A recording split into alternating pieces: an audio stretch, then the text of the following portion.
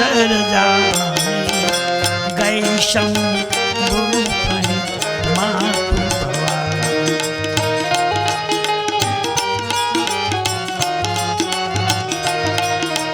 पार्वती ये भगवान सवार में जोया અને બહુ જ ભગવાન ખુશીમાં હતા, બહુ જ લહેરમાં આનંદમાં હતા. એની આંખમાં હરખ, એના મોઢા પર આનંદ, ગળામાં વિષ શોભી રહ્યું છે, માથા પર જટા શોભી રહી છે, ગળામાં નાગ શોભી રહ્યા છે. આ ભગવાનને જોયા અને પાર્વતીનું મન ફર્યું. પાર્વતી ભલ અવસર જાની ગઈ શંભુ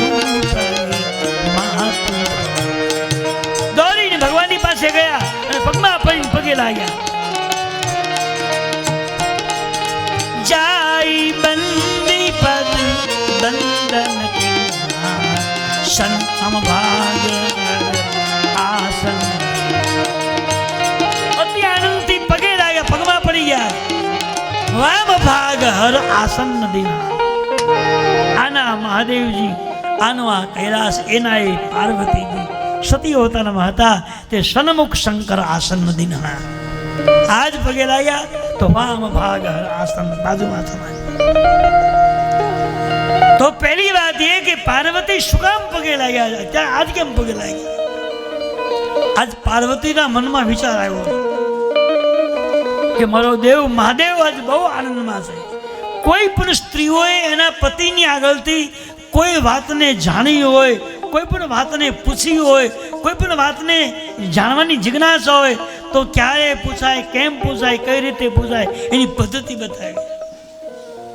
ક્યારે પૂછાય, કઈ રીતે પૂછાય, કેમ પૂછાય.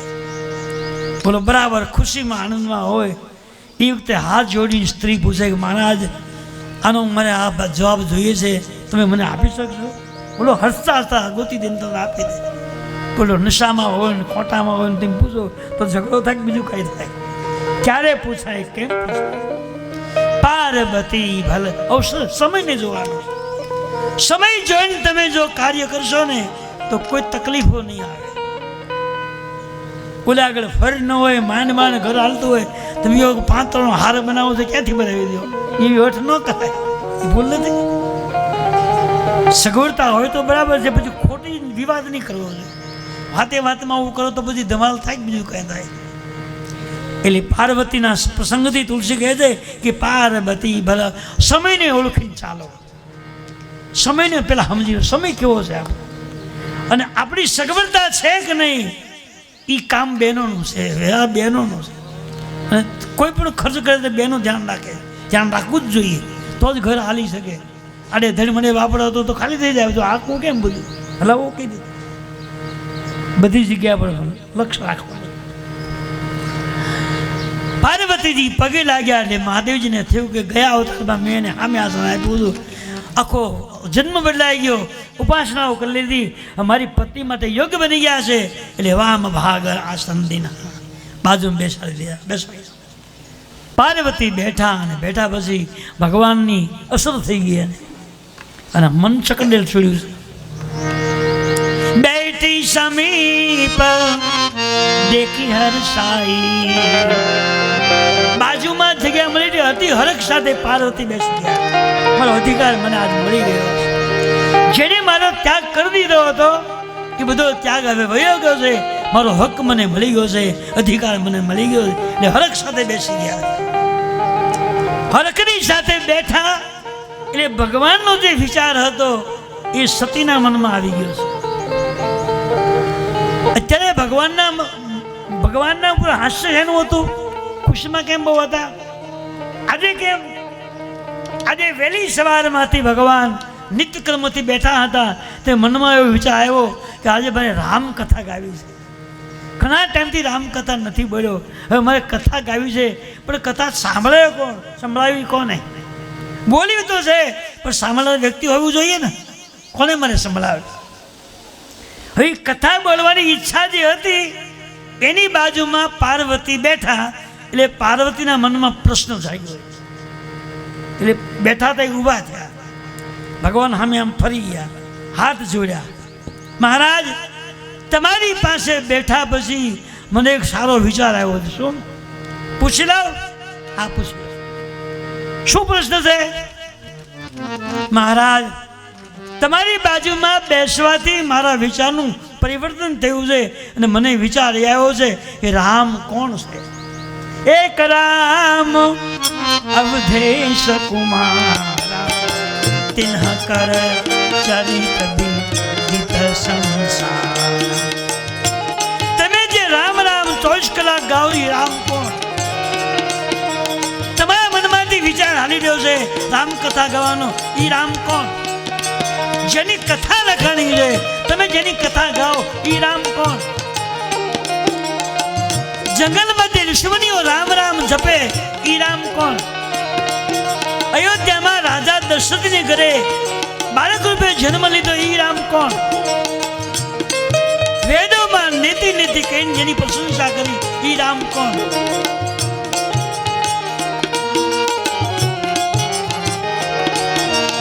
એક રામ અવધેશ કુમારા, તિન્હ કર ચરિત વિદિત સંસાર. જેનું ચરિત્ર મારે સાંભળવું છે, રામ કોણ? નારી પીરગ દુઃખ લહે અપારા, ભયુ રોશન રાવણ. નારીના વિયોગમાં જે રડાય, એ રામ કોણ? જો બ્રહ્મ હોય તો એ રામ રડે નહીં, તો સીતાજીનું હરણ થયું અને એ નારી વિયોગમાં જે આંસુ પાડ્યા, એ રામ કોણ? વેદમાં નેતિ નેતિ કહીને જેની પ્રશંસા કરી, એ રામ કોણ?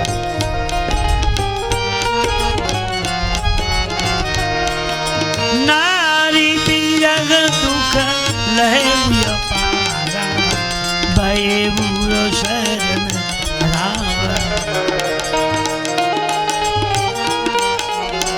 પાર્વતીએ ભગવાનને 9 પ્રશ્નો પૂછ્યા. નારી વિરહ દુઃખ લહેવ અપારા. જો ભગવાન રામજી બ્રહ્મ હોય તો એની પત્નીના વિયોગમાં રડે નહીં, બ્રહ્મને રડવું ના પડે, તો રડાઈ રામ કોણ? તમે જેનું 24 કલાક ગુણગાન ગાઓ, ઈ રામ કોણ? સંતો અને મહાપુરુષો રામ રામ જપ કરે, જંગલમાં ઉપવાસ કરીને જે ભજન કરી, રામ કોણ? જ્ઞાની લોકો જેની કથા સાંભળે, એ રામ કોણ? આવું પાર્વતીએ 9 પ્રશ્ન પૂછ્યા છે. નારી વિરહ દુઃખ લહેવ અપારા. અને ઈશ્વર કદી ક્રોધ ન કરે, જેને ક્રોધ કરી રાવણને માર્યો, એ રામ કોણ? ઈશ્વરને ક્રોધ નહીં હોવો જોઈએ, આ રામ કોણ? પાર્વતીએ ભગવાનને 9 પ્રશ્નો પૂછ્યા છે. એટલે આ કથા 9 દિવસની નક્કી થઈ ગઈ છે. એક પ્રશ્નનો જવાબ એક દિવસે, એમ 9 પ્રશ્નના પ્રશ્નો 9 દિવસે પૂરા થાય. એટલે આ કથા 9 દિવસે નક્કી થઈ.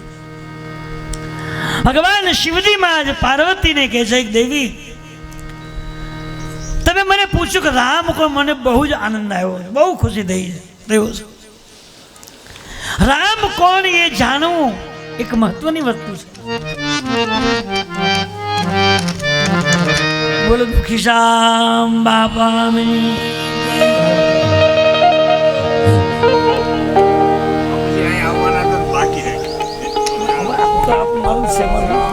ભગવાન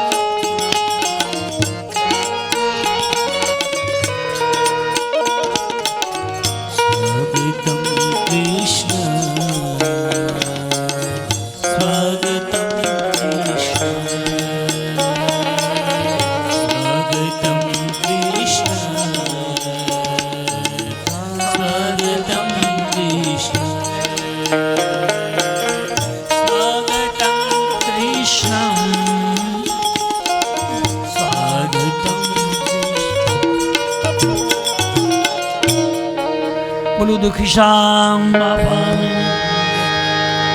બાપા રામ સીતારામ સીતારામ જય સીતારામ સીતારામ સીતારામ જય સીતારામ બાપા રામ સીતારામ સીતારામ જય સીતારામ બાપા રામ સીતારામ સીતારામ જય સીતારામ બંડીવાલા તમારી જય જય હે બંડીવાલા તમારી જય જય બંડીધારી તમારી જય જય હે બંડીધારી તમારી જય જય બાપા દુઃખ શામ તમારી જય જય હે બાપા તમારી જય જય દુઃખ શામ તમારી જય હે દુઃખી શ્યામ તમારી જય જય ઓમ બાપા રામ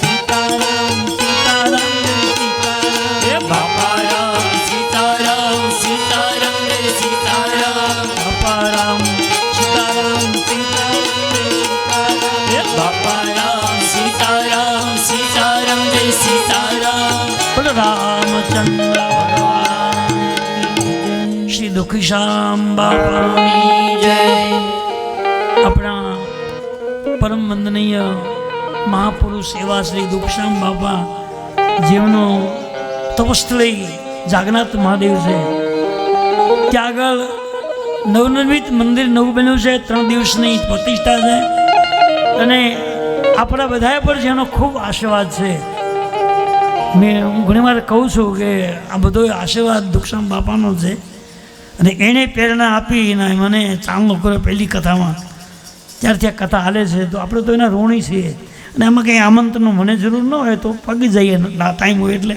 આવીશું 100%. અને એ આપણા ટ્રસ્ટના જે ભાઈઓ છે એ બધાને મારા જય શ્રી રામ જય શ્રી કૃષ્ણ. બાપાનો તો આપણી પર ખૂબ આશીર્વાદ છે, જેટલું ગુણગાન ગાઈએ એટલું એના માટે ઓછું જ છે. તો હવે આપણે પ્રશ્ન આગળ લઈએ કે પાર્વતીએ ભગવાનને પૂછ્યું કે રામ કોણ? 9 પ્રશ્નો પૂછ્યા છે. રામ કોણ છે એ જાણવા માટે પાર્વતી પ્રશ્ન કર્યો છે. અહીંથી રામકથા શરૂ થાય અને રામ જેવું કોઈ નથી ત્યાં રામકથા પૂરી થઈ જાય. અહીંથી રામકથાનો આરંભ થાય. નારી બીરા દુકા લહે બુય પારા ભય ઘોષ રન રાવણ માર. રામ કોણ મારા? રામ કોણ એ પ્રશ્ન પાર્વતી પ્રશ્ન કર્યો એટલે મહાદેવજીએ કહ્યું કે હે દેવી, આજે તમે મને પ્રશ્ન પૂછો હું ખૂબ રાજી થયો છું. આજે વહેલી સવારથી મારા મનમાં એક પ્રશ્ન જાગ્યો હતો કે મારે રામકથા ગાવી છે, પણ મારે સાંભળે કોણ? કોઈ સામાન્ય વ્યક્તિ નહોતું. અને અત્યારે તમે જ મને પૂછ્યું કે રામ કોણ, મને બહુ આનંદ આવ્યો છે. એટલું જ નહીં, ભગવાન બોલ્યા છે ધન્ય ધન્ય ગિરિરાજ કુમાર તુમ સમાન નહીં. પાર્વતીજી, તમને પહેલા હું ધન્યવાદ આપું. શું કામ? તમે મને પૂછ્યું કે રામ કોણ? ધન્ય ધન્ય ગિરી રાજકુમારી તુમ સમાન નહીં. દેવી, કોઈ પણ વ્યક્તિના મનમાં રામ કોણ એ જાણવાની જિજ્ઞાસા પ્રગટ થાય, ઈચ્છા થાય, પહેલા એને હું ધન્યવાદ આપું છું. તમને રામ કોણ એ જાણવાની ઈચ્છા થઈ, એના બદલામાં તમને હું ધન્યવાદ આપું છું.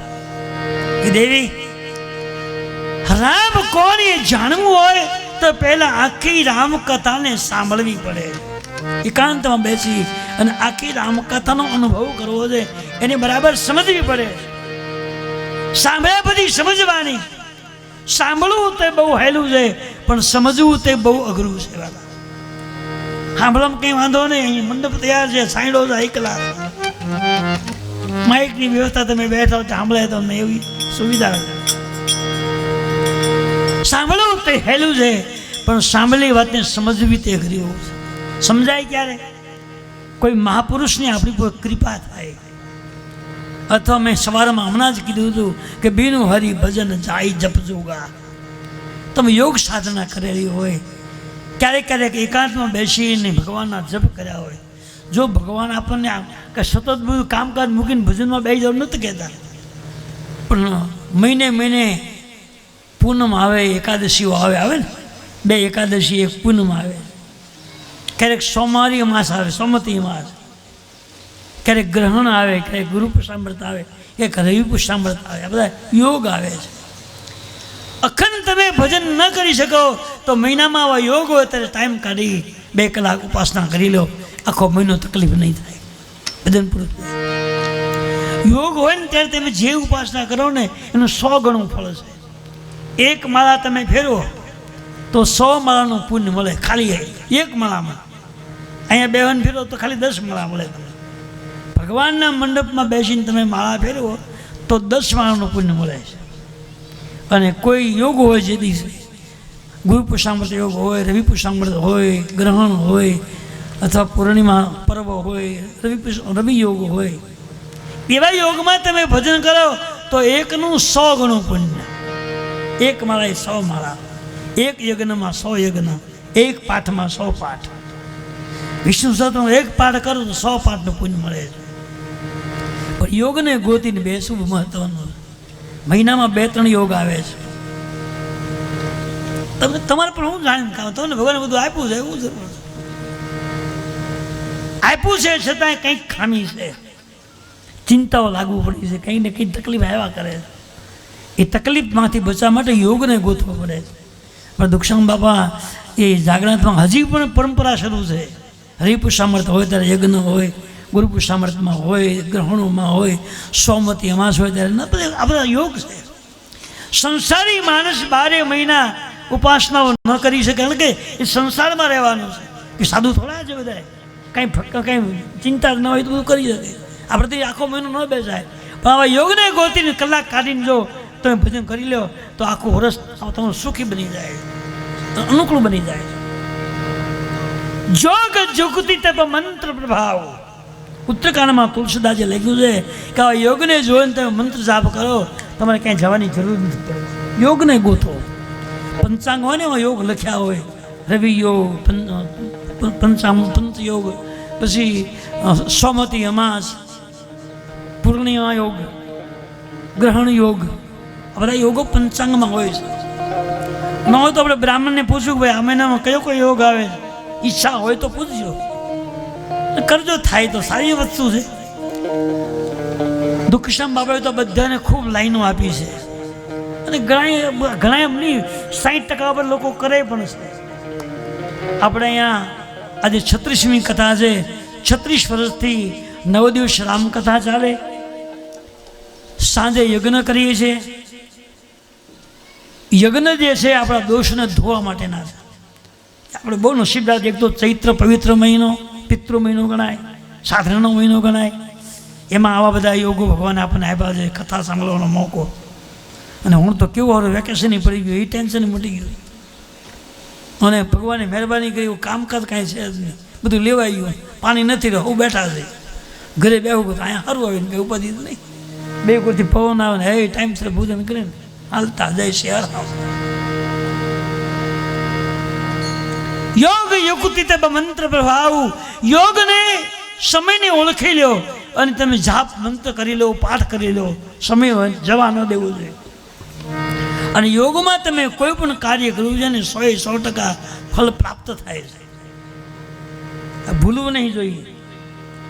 આપણે કથા સાંભળે આવું ધ્યાન, ભલે કથા યાદ ન રહે તો મુબારકની જરૂર નથી, પણ પંચાંગની અંદર આવેલા યોગને પકડી લો કે આ મહિનામાં રવિ પુષ્પામૃત ક્યારે આવે છે, ગુરુ પુષ્પામૃત ક્યારે આવે છે, રવિ યોગ ક્યારે આવે છે, અનુકૂળ યોગ ક્યારે છે. આપણે ભજન, અને ભજન માટે આપણને મહિનામાં એકાદો યોગ તો આપ્યો જ છે.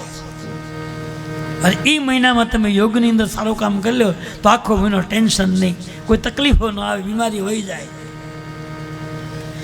યોગમાં તમે અમુક કામ કરો ને, તમે જો સિદ્ધાંત છે કે સોમતી અમાસ હોય અને એ અમાસને દિવસે શિવ મંદિરમાં જઈ અને બધાએ દ્રવ્યોથી ભગવાનનો અભિષેક કરો, જળથી, ગંગાજળથી, ગાયના દૂધથી, મધથી, એવા બધા શેરડીના રસથી મધના રસથી તમે કહો એવા 11 રસનો તમે અભિષેક કરો અને એ અભિષેક બીમાર માણસને પાવામાં આવે તો બીમારી મટી વગર દવાઈ બીમારી મટી જાય 100% મટી જાય.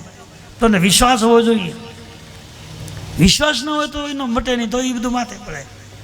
વિશ્વાસ હોય 100% મળે. અમારે વડોદરામાં એક ભાઈને મગજની તકલીફ બહુ હતી. મેં 2-3 મને પૂછ્યું, મને કે મહારાજ આવું તકલીફ છે કંઈક કરો ને. મેં કીધું એક કામ કરો, સોમવતી અમાસ અંતરે મને કહેજો, હું આવીશ ને આપણે કંઈક કરશું. સોમવતી અમાસ બરાબર આવતી હતી, લઈને મને ફોન કર્યો, મહારાજજી તમે ફ્રી હો તો આવો ને આપણે બ્રાહ્મણને બોલાવી. અમે ગયા અને તેથી બ્રાહ્મણને બોલાવ્યા અને અભિષેક શરૂ કર્યો. બધા રસો મંગાવી લીધા. સોમવારને અમાસ હતી રસ આજે 2-3 મહિના મા મહિના નહીં પણ બસ મા મહિનામાં પૂનમ પછીનો યોગ હતો. સોમથી અમાસ આવતી હતી. 11 રસથી અભિષેક કરીને ભાઈને નવડાવ્યો, થોડુંક ચમણા પાયું, મગજ છટકી ગયેલું, ફિટ થઈ ગયું, એકલા નોકરી લાગી ગઈ. આજે 2-3 મહિનાની વાત કરું છું. હાવ મગજ આવું થઈ ગયું. ગમે એને ગળી પકડે, ગમે એને પસાડી દે, કાંઈ નક્કી નહીં કોને છોડી જાય. હાવ કમ્પ્લીટ 2 દી પહેલાં ફોન આવ્યો, બાપુજી કમ્પ્લીટ થઈ ગયું, નોકરી લાગી ગયો ને એ આનંદથી. બસ ભગજો મેં ભગવાને ભૂલતા નહીં હવે કહેજો, રોજ દર્શન કરી આવે. સત્કર્મ તમે કરો છો એનું પરિણામ ભગવાનને આપવું જ પડે. આ યોગમાં તમે જાગૃત થઈ જાઓ અને ખાલી યોગને પકડી લ્યો તો પછી તમારે ઉપવાસની જરૂર નહીં, ભાંગવા તોડવાની કાંઈ જરૂર નહીં, ઓટોમેટિક કામ થયા કરે. આ માણસ માટે બધા સંયોગો છે. તુલસીજી મહારાજ ભગવાનના ચૈત્રમાં કહે છે કે માણસને સંસારમાં સુખ જોઈતું હોય તો કંઈ દોડવાની જરૂર, બધું આમાં જ છે. કર્મ પ્રધાન વિશ્વ કરી નાખા, જો જસ કરઈ તસ ફલ.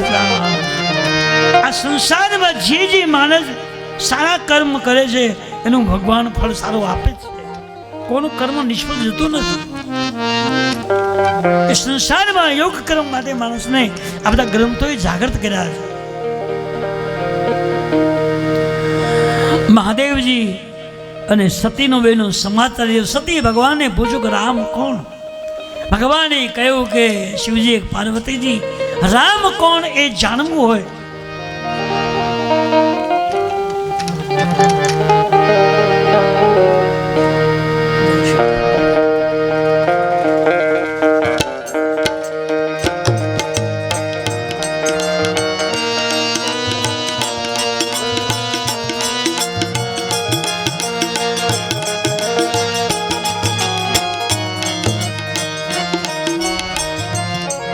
રામચંદ્ર ભગવાન કી જય. હવે પાર્વતીએ ભગવાનને પૂછ્યું, તમારી બાજુમાં બેસવાથી મારા મનમાં રામ કોની જાણવાની જિજ્ઞાસા જાગી.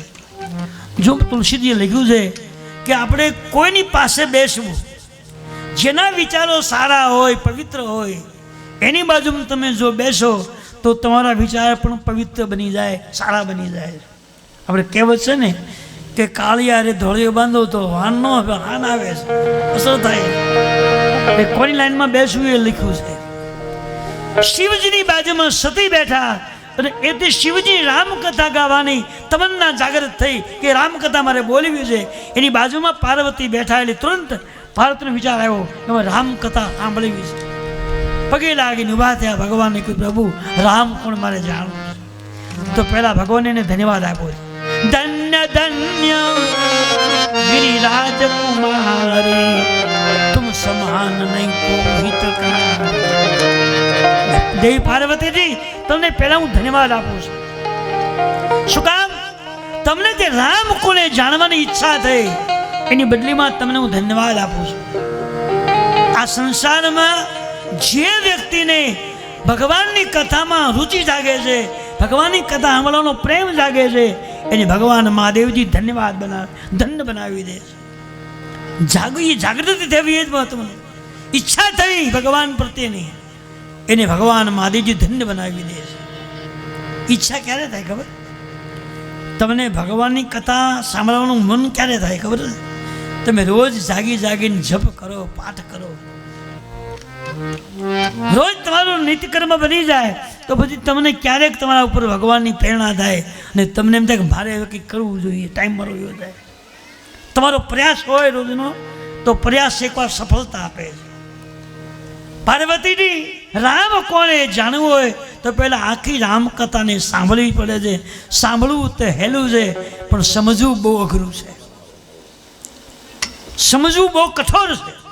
સમજાય ક્યારે? વાણીથી, વિચારથી, મનથી, શરીરથી સાવધાનીપૂર્વક તમે બેસીને સાંભળો તો જ આ કથા સમજાય. બાકી તમે બેઠા હોય અહીંયા, તમારું મન ઘરે થઈ ગયું હોય કે આગળ હરખો દીધો છે કે નહીં, તાળું બરાબર લાગ્યું છે કે નહીં, તો બે બગડે, એક સફળતા ના મળે. મન એકાગ્ર બનાવો, જે થવાનું તે થાય. ચિત્તને એકાગ્ર બનાવવું બહુ અઘરું છે. ભગવાને વિચિત્ર મન બનાવ્યું છે, અને મન જે છે એ દોડતું બનશે. એને ઊભું રાખીને ભગવાનમાં જોડવું એ આપણા માટે બહુ કઠોર છે. હા પ્રભુ, જે કહેવું તે કહો, રામ કો મને કહો. ભગવાને કહ્યું, દેવી રામ કોને જાણવું હોય તો આખી રામકથા તમારે પહેલા સાંભળવી પડશે. મારે સાંભળાવો મને. સતી તૈયાર થઈ ગયા પાર્વતીજીને. ભગવાને કહ્યું, દેવી તો બેસી જાઓ, હું તમને રામકથા સંભળાવું. હવે મહાદેવજી એ ભગવાનની કથા શરૂ કરતા પહેલા સતીની કથાનો મહિમા સમજાવે. હે પાર્વતીજી, રામ કથા એ સુંદર કથા છે. રામ કથા સુંદર કરતા રે, સંશય વિહંગ લાવનારી. હે ભવાની, રામ કથા અતિ સુંદર કથા છે અને સુંદર જીવન બનાવનારી કથા છે. રામ કથા સુંદર કરતારી, સંશય વિહંગ લાવનારી. સંશય વિહંગ ઉડાવનારી. સંશય કહેતા શંકાઓ. આપણા મનમાં જે દુર્ગુણરૂપી શંકાઓ પડી છે, એ દુર્ગુણરૂપી શંકાઓ કથાની અંદર જવા દેતી નથી. એટલે જે માણસને કથા સમજવી હોય એ પેલા દુર્ગુણને ત્યાગી દેવો પડશે. झूठे वो सत्य जाय बिन जामे,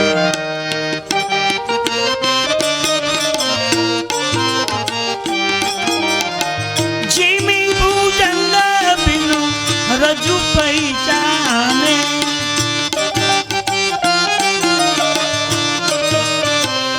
हे भवानी, आ भगवान रामजीनी कथा जे छे એ સત્યની કથા છે. અને સત્યની કથા જો સમજી હોય તો જીવનને પેલા સત્ય બનાવવું પડે. દ્રષ્ટિ પવિત્ર બનાવો, વાણી પવિત્ર બનાવો, મન પવિત્ર બનાવો, સ્વભાવ પવિત્ર બનાવો, ખોરાક પવિત્ર બનાવો, સંગ પવિત્ર બનાવો. આ બધી વસ્તુ શુદ્ધ કરવી પડે. झूठे वो सत्य जाय बिन जाने,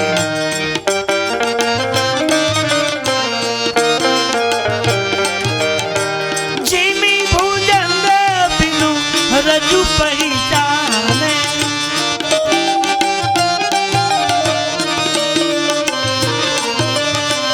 यही जाने जग जाई हैरान.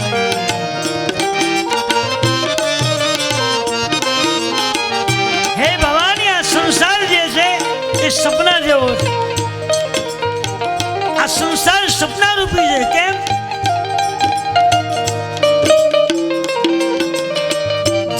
जाने जग जाई हैराई.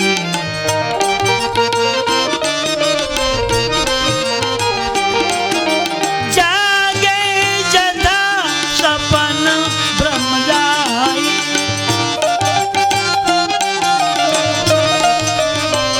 મહાદેવજી આપણને સૂચના આપે છે કે આ સંસાર જે છે એ સપના જેવો છે. સપનામાં આપણે રાત્રે પથારીમાં સૂઈ ગયા હોઈએ ત્યારે પથારીમાં આપણને સુતા સુતા ઊંઘમાં સપનું આવે અને સપનામાં તમે લાખો રૂપિયાના બંડલ પડ્યા હોય ગણતા હો. કોઈ સોનીની દુકાનમાં જઈને સોનું જોખાવતા હોય, કોઈની પાસે લીતી દેતી કરતા હોય. આ બધું સપનું છે. પણ સવારમાં જ્યાં જાગે આંખ ખુલે ત્યાં દુકાને ન હોય ને પૈસા ન હોય, ખાલી આપણે ખાટલામાં હોતા હોઈએ. જેમ ઊંઘમાં આપણને અનેક વસ્તુઓને જોવા મળે છે, હવે ઊંઘમાં રાજી થઈ જઈએ, જાગો એટલે જેમ સપનું ખોટું પડે છે, એમ સંસાર સપના રૂપી છે. આ મંડપમાં બેસીને તમે કથા સાંભળો છો, એ પણ એક સપનું છે. તમારા કાનમાં શબ્દો સંભળાય એ પણ સપનું છે. તમને દેખાય એ બધું સપનું છે. તો સાચું શું છે? સાચું હરિનું નામ તમારા મનમાં ગવાય, સમજાય એ તમારું છે, બાકી બધું ખોટું છે. અહીંયા બેસીને તમે જેટલા નામ બોલ્યા છો, રામ રામ સીતારામ સીતારામ, અથવા જેટલું તમને સમજાણું એ બધું સાચું, બાકી બધું ખોટું છે, સપનું છે. જેહી જાગે જગ જાય હેરાઈ,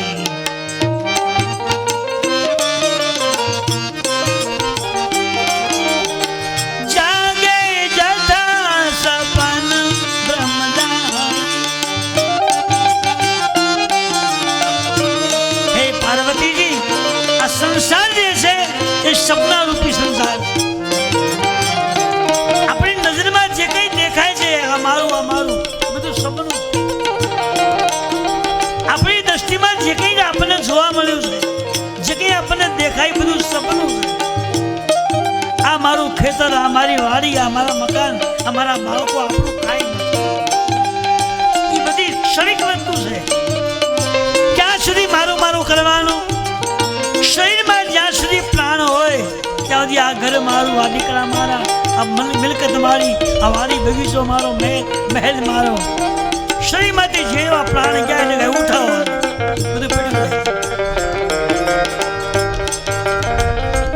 આ જગતનો જે સ્નેહ સંબંધ છે એ શરીર સાથે કોઈ નથી લેવા દેવા, આત્મા સાથે કોઈને કાંઈ લેવા દેવા. જગત મતલબી છે. શરીરમાં આત્મા જ્યાં સુધી હોય ત્યાં સુધી આંગળી હલે, આંખ હલે, પગ હલે, આંખ દેખાય. આત્મા નીકળી ગયેલી બધું શ્રમ દિન બંધ અંધારો. પછી એનો આંગળી ન હલે, હાથે ન હલે, આંખે ન. ઘણી કેવી વિચિત્ર લીલા છે. જય જાગે જન જાય હેરાય. આ જગત સપનું છે, અને સપનામાંથી જાગ્યો કોણ? આ બધું ખોટું છે એવું મિથ્યા માની હરીને પકડી લઈ જાગ્યો. જાનિય તબહી જીવ જબ ધાગા, જબ સબ વિષય વિલાસ બૈરા. આ બધું ખોટું છે. સુખ સાધન ભોગવવાની છૂટ આપી છે, પણ સાથે સાથે ઈશ્વરને ભૂલો નહીં, એને યાદ રાખો. એની લીલાથી બધું બને, આપણું કંઈ નથી. ઈશ્વરની ઈચ્છા હોય તો આપણી આંખ હલે, હાથ પગ હલે. એની ઈચ્છા ન હોય ને આત્મા ગયો, બધું બંધ થઈ જાય. ભગવાને કહ્યું, દેવી રામ કથા દે છે એ સંશયનો વિનાશ કરનાર, શંકાઓનું સમાધાન કરનાર. મંગલ ભવન અમંગલ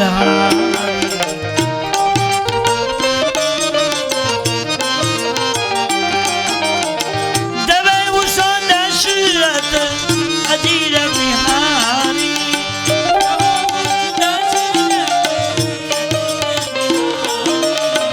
મંગલ ભવન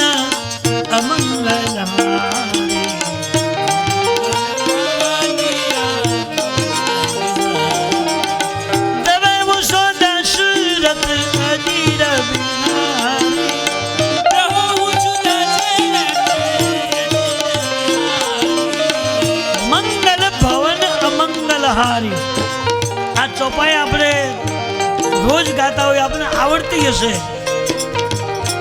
પણ એક ચોપાઈનો મતલબ શું છે જાણ્યો તમે ક્યારે? ચોપાઈ હેરી છે, આપણે જાણીતી છે, બહુ ગવાય છે, બહુ સાંભળીએ પણ છીએ, પણ ખરેખર ચોપાઈનું રહસ્ય શું છે?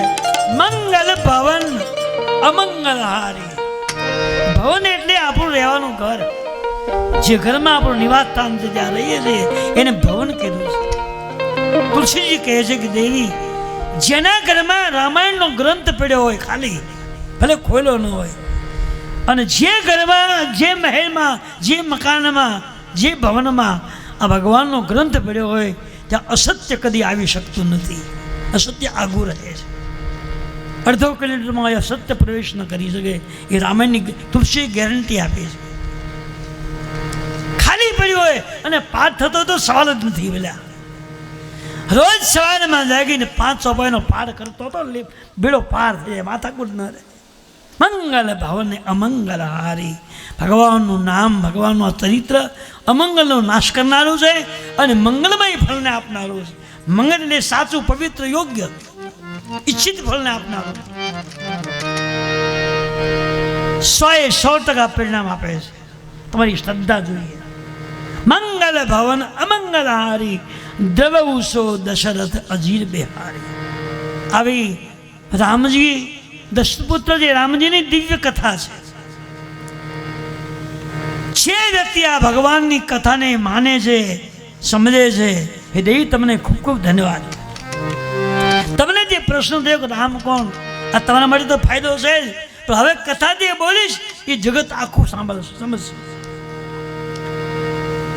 તુમ રઘુબીર ચરણ અનુરાગી,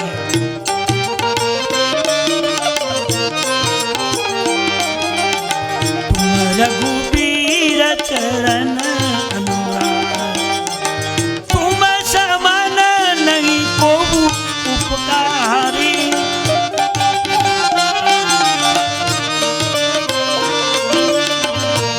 મંગલ ભવન અમંગલ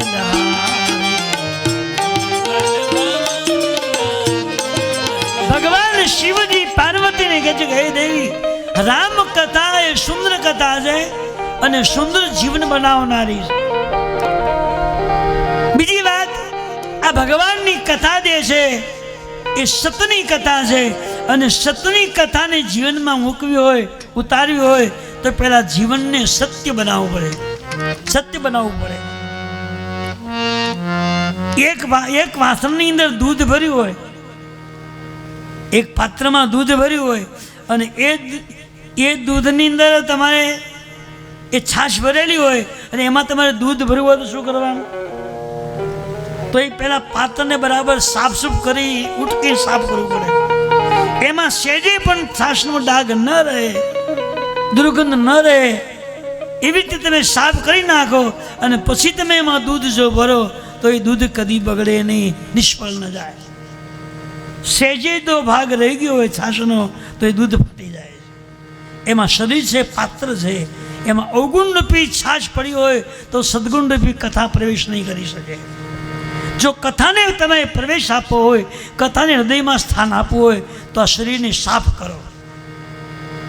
તો પાત્રને સાફ કરવું હોય તો એમાં માટી, પાવડર, હવે તો પાવડર નીકળ્યા, પહેલાં તો રખિયા હતી, ધૂળ હતી, હવે તો બધું લેટેસ્ટ થઈ ગયું છે એટલે બધું પાવડરના અલગ અલગ વસ્તુ ડિટેલ નીકળ્યું છે.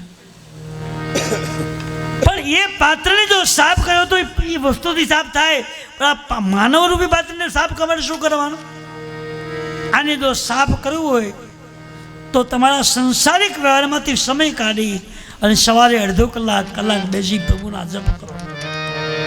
હરિના નામને ગાવાથી અંતનું પાત્ર સાફ સુફ થઈ જાય, પવિત્ર દુર્ગુણ બધા જતા રહે છે.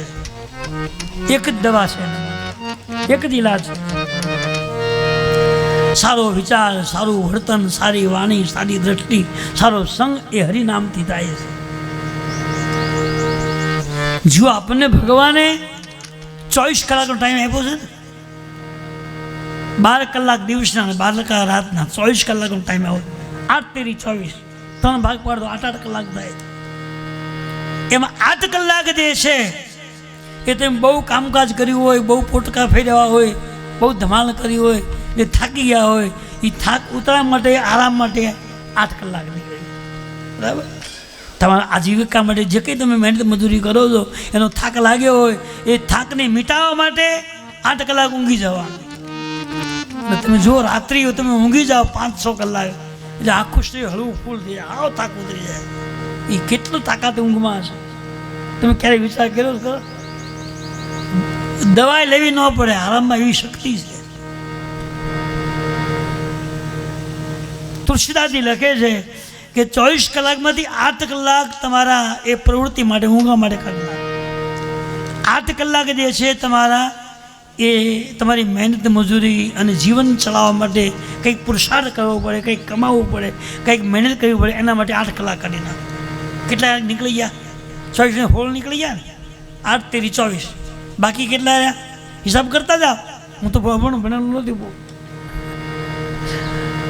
8 ઊંઘવા માંગ્યા, 8 ધંધા માંગ્યા, હવે પુરુષાર્થ માંગ્યા, પાછળ રહ્યા 8 કલાક. એ 8 કલાક તમારે પ્રભુના ભજનમાં વાપરવાના છે. તો તમે કહો 8 કલાક તો અમારે કેમ કાઢવા, ક્યાંથી કાઢવા? તો 8માંથી તમને 4 કલાક કાઢી નાખવામાં આવે છે. 4 કલાક તમારે આગી પાછી કરવા, કોઈને ઘરે બેહવા દેવું, કોઈને નિંદા ખોદણી કરવા માટે કાઢી નાખો. એ નીકળી ગયા. 4માંથી 4 નીકળી ગયા. પાછળ કેટલા રહ્યા?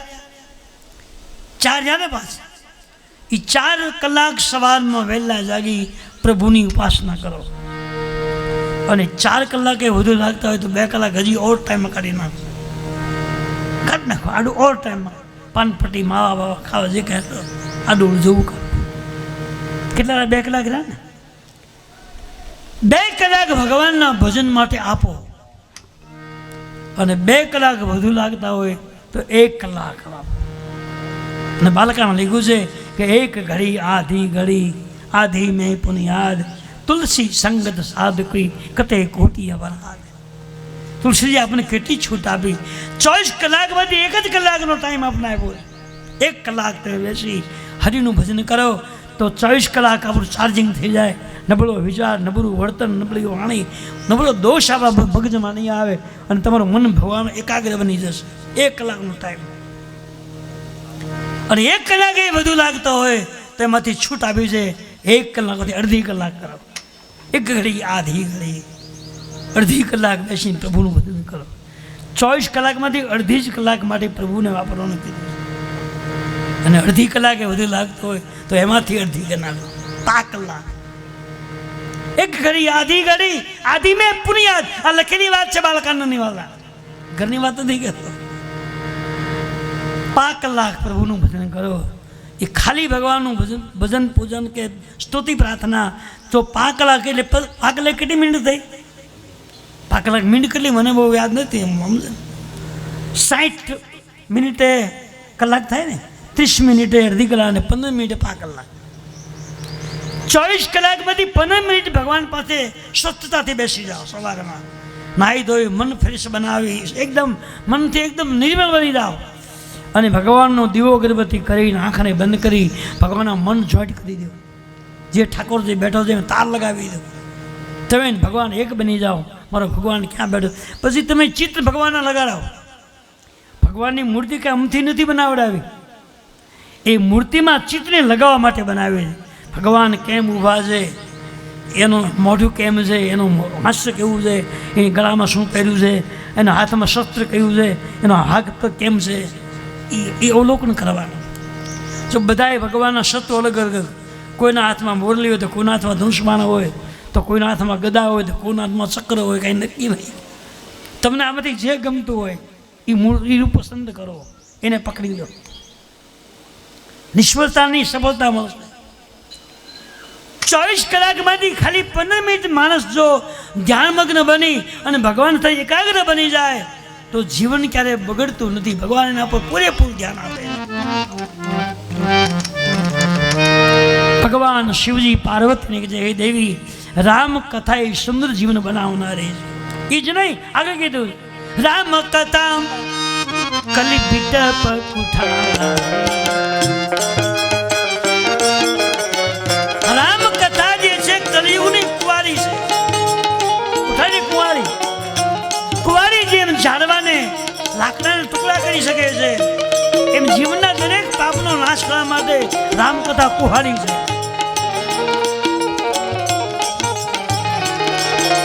રામ કથા કલી બીટપ કુઠારી સાદર સુનો રાધ.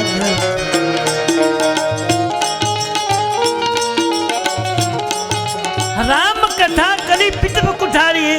પાર્વતીજી, રામ કથા જે છે એ કલિયુગની કુહાડી છે. કુહાડી જેમ લાકડાના ટુકડા કરી શકે છે એમ કલિયુગના પાપનો વિનાશ કરવો હોય તો રામ કથા કરી શકે છે. તો હે દેવી, તમે સાવધાન થઈ જાઓ.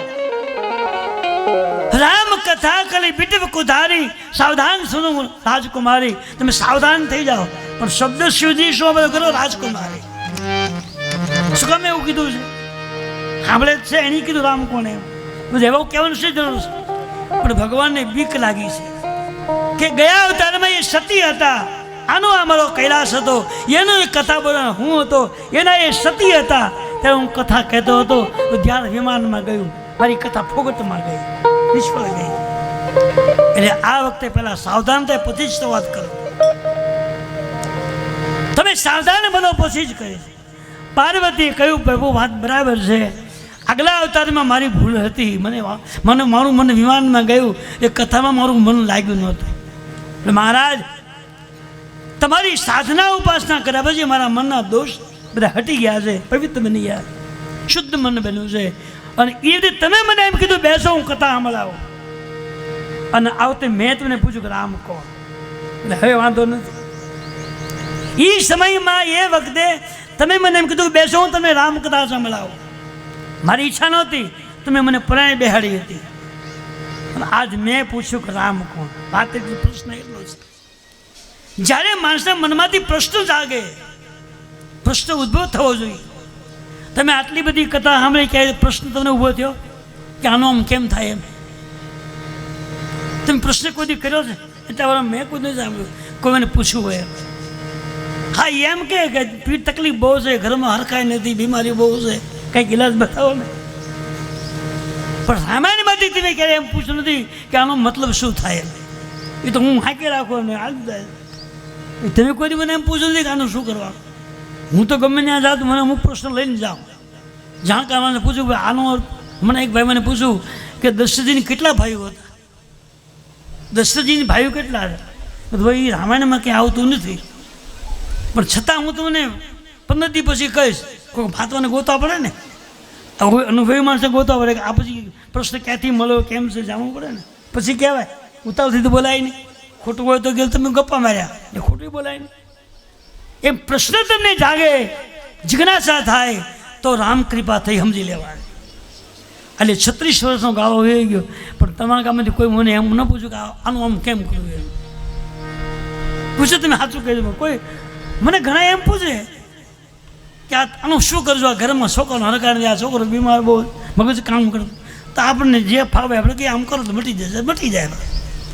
પણ પ્રશ્નો કથાને ક્યારે પૂછા? તમે આટલી સુંદર કથાઓ આપણે કરી છે તો જાગૃતિ નહીં આવવી જોઈએ. જો કથામાં તમને સમજ પડી હોય તો પ્રશ્નો જાગે છે. પ્રશ્નોની કથા જાગે. પાર્વતીએ પ્રશ્ન કર્યો એટલે કથાનું અહીં શરૂઆત થઈ. જો પ્રશ્ન ન કરો તો કંઈ થાત જ નહીં. ભગવાન મહાદેવજી કે છે, હે પાર્વતીજી, રામકથા જે છે કલયુગની કુહાડી છે. તુલસીદાસજી બહુ સુંદર વાત લખી. શિવજી મહારાજ પાર્વતીની ભગવાનના અવતારની કથા કહે, હે પાર્વતીજી, ભગવાન રામજીને શા માટે મનુષ્ય અવતાર લેવો પડ્યો? છેલ્લે 9 પ્રશ્નો પાર્વતી પૂછ્યા, એમાં 9મા પ્રશ્નમાં એને એમ પૂછ્યું કે ભગવાનને શા માટે મનુષ્ય રૂપે અવતાર લેવો પડ્યો? એ ભગવાને કહ્યું, દેવી, ભગવાનને અવતાર લેવાના ઘણા કારણો છે. હવે શિવજી બોલ્યા છે, રામ જન્મ કઈ હેતુ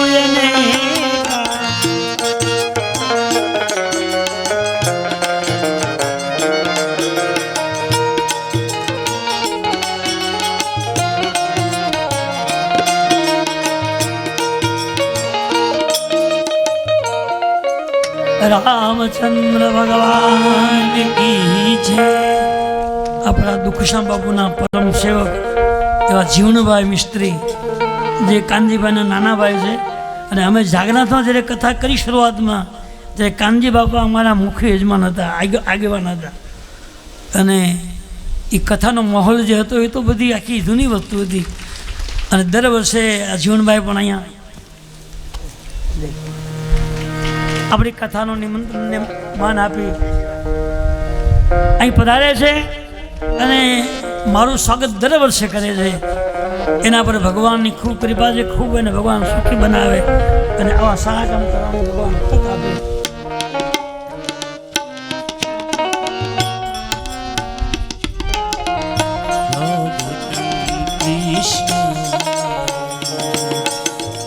સ્વાગતમ કૃષ્ણ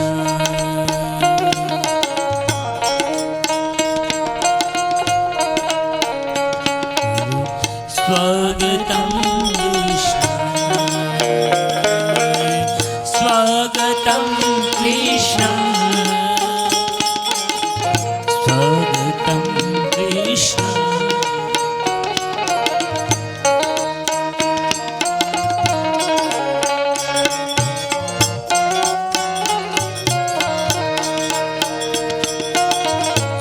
સ્વાગતમ કૃષ્ણ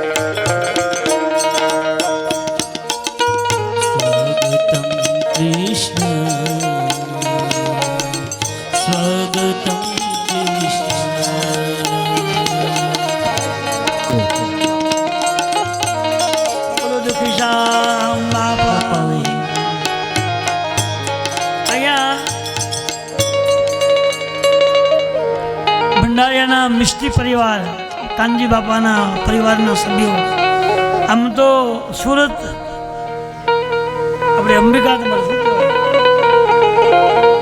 સુરત અંબિકા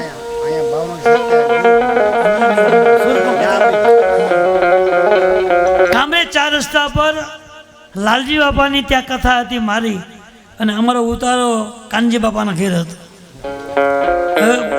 એના ઘેર તો બાપાની મૂર્તિ દુક્ષા બાબાની મૂર્તિઓ છે અને એટલા બધા બ્રાહ્મણોને સાધુને અને સંતોને માને છે. એ તો હું ત્યાં જઈ આવ્યો છું. ત્યાં નવદિશાના ઘેર ઉતારો હતો અમારો. અને આટલી બધી ભગવાનની એની ઉપર કૃપા છે અને એ કૃપા એને પછી વાપરી છે. આખો પરિવાર ભગવાનમય બન્યો છે. સવારમાં પૂજા આરતી કરવી, સાધુ બ્રાહ્મણનું સન્માન કરવું, આ તો બધી ભગવાનની કૃપા નથી. કે બંધ મેં કાલે વાત કરી હતી કે હરી ઈચ્છા ભાવી બલવાના આ બંને ભગવાને આપ્યું છે. આ બધી કૃપા ભગવાનની. તો કાનજી બાપા તો અત્યારે હાજર નથી પણ એના પરિવારે આ બધું જાળવી રાખ્યું છે અને બાપાના દુખશામ બાપાનો ખૂબ આશીર્વાદ છે. અને બાપાએ છેલ્લે સુરતમાં જ વાસ કર્યો હતો. અહીંથી સુરત ગયા હતા. લગભગ સુરત મને એમ છે ત્યાં એનો દેશ છૂટ્યો હતો. રાજકોટ લઈ ગયા ત્યાંથી. તો ત્યાં પરમ પૂજ્ય દુખશામ બાપાના આશીષીઓ એવા હર્ષોરા પરિવારોને પર રામજીની કૃપા છે અને બાપાના ખૂબ આશીર્વાદ છે. ખૂબ ભગવાન એને સુખ શાંતિ સમૃદ્ધિ આપે એવા આશીર્વાદ સાથે અહીં આપણું કથા છે. તો આગળ ચલાવીએ. સમય તો થઈ ગયો છે. ભગવાન મહાદેવજી એ પાર્વતીજી ભગવાનની કથા કહે છે. હવે પાર્વતીએ છેલ્લો પ્રશ્ન પૂછો કે ભગવાનને મનુષ્ય અવતાર શું કામ લેવો પડ્યો? ભગવાને કહ્યું કે હે દેવી, તમે છેલ્લો પ્રશ્ન પૂછો કે ભગવાનને શા માટે મનુષ્ય અવતાર લેવો પડ્યો? તો આમ તો ભગવાનને અવતાર લેવાના ઘણા કારણો છે. રામ જન્મ કઈ હે તુયને કા પરમ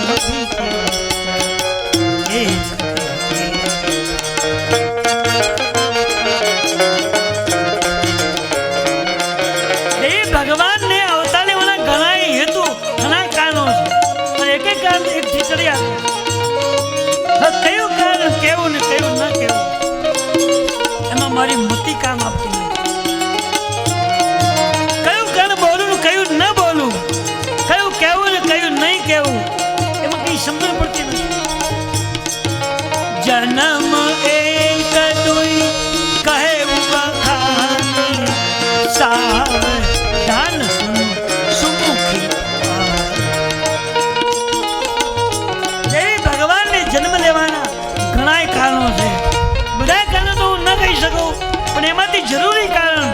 તમને હું કહું છું કે પહેલા તમે સાવધાન બની જજો. સાવધાન સુનું સુમુખી ભગવાન. ફરીવાર મહાદેવજીએ સાવધાન થવાની વાત કરી. એ પાર્વતી પૂછું પ્રભુ હજી કથાનો તમે આરંભ કર્યો નથી ત્યાં વારંવાર સાવધાન થાવ સાવધાન તમે કેમ કદા કરો? ભગવાન કહે છે મને ભય લાગે છે. ચાલો ભાઈ, કૈલાસમાં તમે સતી અવતારમાં હતા ત્યારે પેશન મેં તમને કથા માટે બેસાડ્યા અને તમારું ધ્યાન વિમાનમાં ગયું. મારી કથા ફોગટમાં ગઈ, મારું બધું વક્તવ્ય ફોગટમાં ગઈ. એટલે આ વખતે તમે સાવધાન થાવ પછી જ વાત કરું એટલે મારી કથા ફોગટમાં ન જાય. સતીની આંખમાંથી આંસુ પડવા લાગ્યા. હાથ જોયા પ્રભુ, એ વખતે મારામાં માયા હતી, મારામાં અભિમાન હતું, મને એક અહંકાર હતો કે હું જગતની માં છું, શિવની હું પત્ની છું. આવો અહંકાર મારામાં હતો. અહંકાર મોટું પાપ છે. એ વખતે મારામાં દોષ હતા. એ તમારા ભજનથી તમારી કૃપાથી બધા ધોવાઈ ગયા. એ બધા દોષ ગયા ગયા છે. હવે તો માત્ર હું કથા માટે બેઠી છું એટલે મેં તને પૂછ્યું રામ કોણ? ભગવાને કહ્યું ભગવાનને અવતારના ઘણા કારણો છે પણ મને જે અનુકૂળ લાગે છે એ અમુક કારણો બતાવું છું. અને શિવજી રામકથા આરંભ કરે. રામકથા સુંદર કરતા સંશય વિહંગ માનવના મનમાં જે શંકાઓ છે, આ સાચું ને આ ખોટું, આ સત્ય ને અસત્ય, આ મારું ને તારું, આ જે દોષ પડ્યા છે એ દોષને કાઢવાનું કામ, દોષને ધોવાનું કામ રામકથા કરે.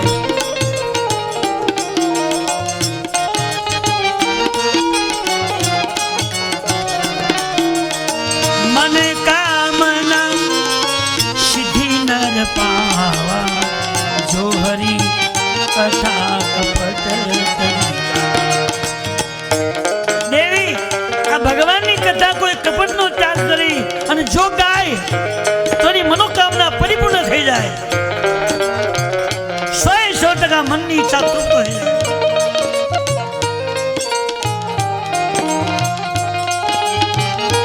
ભગવાન રામજી ના ચરિત્રની કથા મહાદેવજી પાર્વતીને કહી રહ્યા છે કે દેવી હવે તમે સાવધાન રહેજો.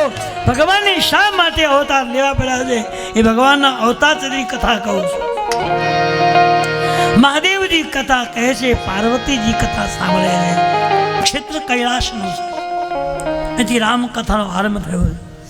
કથા 4 જગ્યાએ 4 વ્યક્તિ બોલ્યા છે. પ્રયાગમાં યાજ્ઞવલ્ક્યજી બોલ્યા છે, ભરદ્વાજજીએ સાંભળી છે. કૈલાસમાં મહાદેવજી બોલ્યા છે, માં પાર્વતીજીએ સાંભળી છે. નીલગિરી પહાડ ઉપર કાકભૂષણની કથા બોલ્યા છે અને ગરુડજીએ સાંભળી છે. અને શરીરના કિનારા પર ગોસ્વામી તુલસીદાસજી બોલ્યા છે અને એ કથા આપણે સાંભળી રહ્યા છે. 4 ઘાટ, 4 વક્તાઓ, 4 શ્રોતાજનો. હે ભગવાન મહાદેવજી રામજીના પ્રાગટ્યની કથા, ભગવાનના અવતારની કથાનો આરંભ કરે છે. અને અહીંયા આપણો સમય બપોરનો થવાયો છે. એ 12:15 જેવું થયું છે એટલે કથા વિરામ આપીશું. અને પહેલી વાત એ કહી દઉં છું કે અહીંયા તમે કથા માટે જે આવ્યા છો, ગામના હોય કે બહાર ગામના કોઈ પણ ભાઈઓ બહેનોએ મહેમાનોએ અતિથિઓ સાદ બ્રાહ્મણોએ પ્રસાદ ભોજન છોડીને જવાનું નથી. આ લોકોનો ખાસ આગ્રહ છે કે જેટલા ભાઈ બહેનો મહેમાનો આવે, અતિથિઓ આવે, કોઈ ભોજન પ્રસાદ છોડીને જાય નહીં. ખાસ ભલામણ છે. 2 મિનિટ આપણે ભગવાનનું કીર્તન કરશું.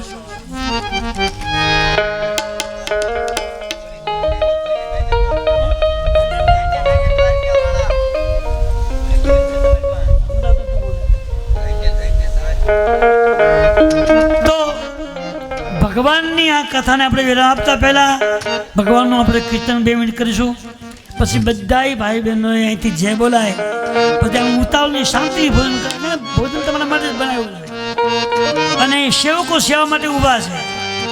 પંગતે જમાડવાના છે એટલે શાંતિથી ઊભા થવાનું અને અહીંથી સૂચના આપવામાં આવે એ પ્રમાણે ગોઠવણ કરવાની. અહીંયા આપણો રિવાજ છે કે સાધુ સંત બ્રાહ્મણનો મંડપ એક અલગ છે, એમાં બધા બેસે એટલે આપણે એ સાધુ સંતોને કંઈ દાન આપવું હોય, ભોજન પ્રસાદ પછી એને દક્ષિણા આપવી પડે. ભલે રૂપિયો, 2 રૂપિયા, 5 રૂપિયા, તે ભોજન સાર્થક ગણાય. એ આપણી પરંપરા હાલી આવે છે અને આપણે જાળવી છે. તમે લાઈનમાં બેસો તો પછી બીજો કોઈ આવી ન જાય અને હક ન હોય એ લઈ ન શકે. એટલે હક હોય બેસે એક મંડપમાં, સાધુ બ્રાહ્મણ હોય તે જ્યાં પછી તમને કોઈ આમ ભક્તોની ઈચ્છા થાય ભલે જે કંઈ જેને આવવું હોય આપવું હોય આપે અને મનને પસંદ કરે તો એ ભગવાનની કથાને આપણે અહીંયા બપોરે કીદાસની બપોરના વિરામ આપીશું. 2 મિનિટ આપણે ભગવાનની કથામાં કીર્તન કરશું.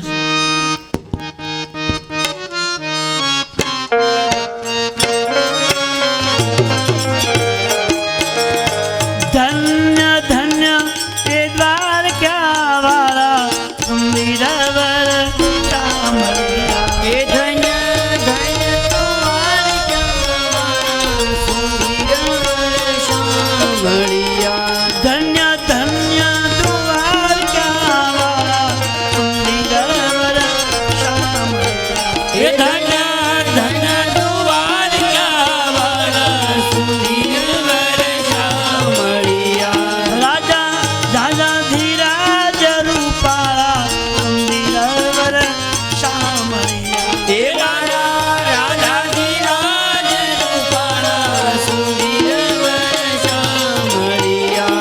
મુજે રાજા ધીરાજ રૂપાળા સુંદરવર શામળિયા. એ મારા રાજાધિરાજ રૂપાળા સુંદરવર શામળિયા.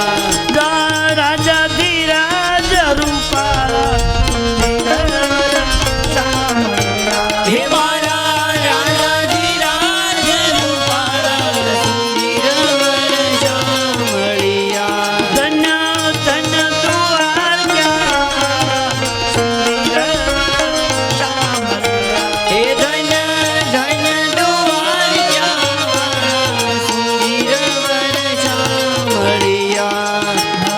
રાજા ધીરાજ રૂપાળા સુંદરવર શામળિયા. હે મોટો મોટો ભગવાન મારો મોટો સુંદરવર શામળિયા. મોટો મોટો ભગવાન મોટો સુંદરવર શામળિયા. એ તારા દરવાજે નો બચવાગે સુંદરવર શામળિયા. તારા દરવાજે નો બદલાગે સુંદરવર શામળિયા. એ તારા ગોમતી પાયના પધારે સુંદરવર શામળિયા. તારા ગોમતી પાવલા પખારે સુંદરવર શામળિયા. એ ધન્ય ધન્ય દ્વારકાવાળા સુંદરવર શામળિયા. ધન્ય ધન્ય દ્વારકા સુંદરવર શામળિયા. એ તારા દરવાજે નો બચવાગે સુંદરવર શામળિયા. બોલીએ રામચંદ્ર ભગવાન કી જય. શ્રી કૃષ્ણ કનૈયા લાલ કી જય. પવન સુત હનુમાન હનુમાન કી જય. માપતિ મહાદેવ મહાદેવ કી જય. ખોડિયાર માત કી જય. ધાવડી માત કી જય. શ્રી બ્રહ્માણી માત કી જય. શ્રી નારેશ્વર મહાદેવ કી શ્રી જય. જાગનાથ મહાદેવ કી શ્રી જય. દુઃખી શ્યામ બાબુની જય. રામાયણ ભગવાન ભગવાન કી જય. તુલસીદાસજી મહારાજ કી જય. સદગુરુ દેવ કી જય. સનાતન ધર્મ કી જય. ઓમ નમઃ પાર્વતી પદે હર હર મહાદેવ. પધારેલા તમામ શ્રોતાજનોને મારા જય સિયારામ. 3 વાગે પાછા મળીશું અને સાંજની કથામાં ભગવાનનું પ્રાગટ્ય ભગવાન રામજીના પ્રાગટ્યની કથાઓ છે એટલે દય સાવધાનીપૂર્વક હાજરી આપવાની અને ખૂબ આનંદ ઉત્સાહથી આપણે ભગવાનના પ્રાગટ્યની કથાને ગાઈશું. 3 વાગે વિરામ. બોલીએ રામચંદ્ર ભગવાન ભગવાન કી જય.